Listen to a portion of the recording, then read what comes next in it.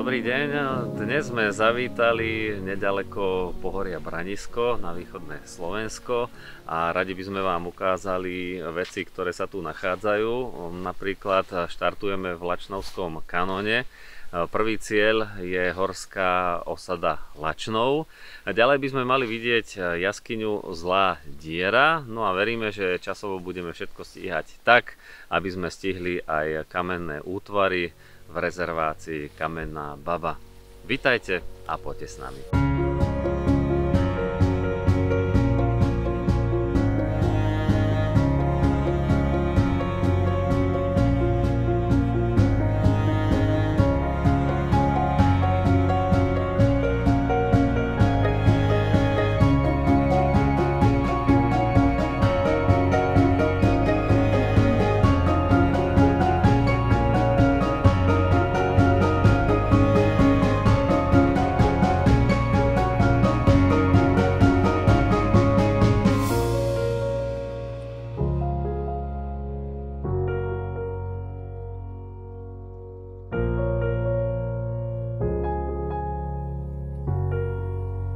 Ako sme už spomenuli, Lačnovský kaňón sa nachádza v pohorí Branisko v prírodnej rezervácii Kamenná baba.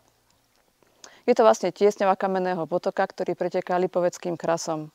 Cestou vytvára nádherné útvary, vodopády, kaskády, skalné brala, ktoré majú svoje pomenovania. V tejto chvíli je tu však vody málo, takže vodopád asi neuvidíme, ale určite aj napriek tomu to stojí dnes za návštevu.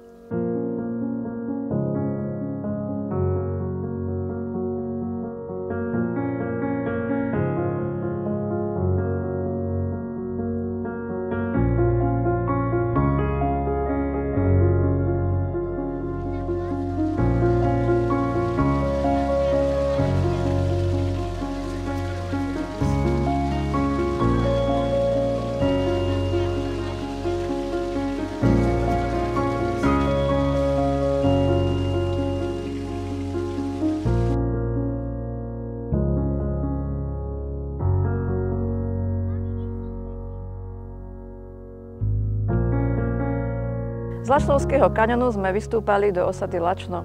Je to rázovitá horská dedinka, ktorá má dnes skôr chalupársky charakter. V minulosti však bola dôležitá, pretože prechádzala tadiaľto významná obchodná cesta z Prešova do Levoče. Ľudia sa tu zaoberali prácou v lese, výrobou šindľov, predajom dobytka a dreva. V súčasnosti sa tu zachovalo množstvo hospodárskych budov, ktoré sú dnes kultúrnymi pamiatkami.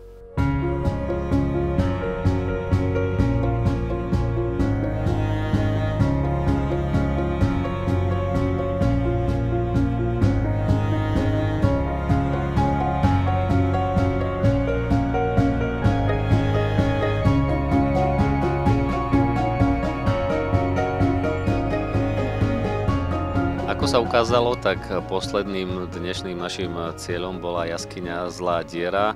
K nej to bola veľmi príjemná prechádzka, mapa ukazovala stúpanie, ale nakoniec to bolo len pohodovo mierne hore. No a v jaskyni sme toho videli naozaj veľa a začali sme asi tým, že ako jaskyňa dostala názov. Zlá diera a dostala ten názov preto, lebo keď spadla do nej krava, tak deti to nazvali, že je to zlá diera. Presne tak. Videli sme tam aj mnohé kosti a lebky zvierat, takže z akých zvieratiek boli, pamätáš sa? Jazvec, medveď, jeleň. No a potom sme ešte liezli kadiaľ.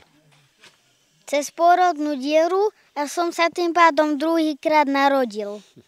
A mal som 7 rokov.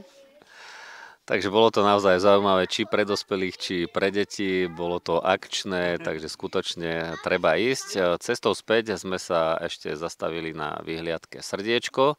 No a končíme opäť symbolicky v Lačnovskom kaňone.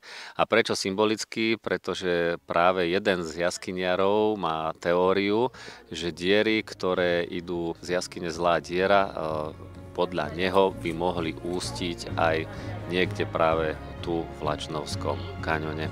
Jedno je isté, určite sa treba ísť pozrieť do týchto lokalít, je to veľmi pekný deň.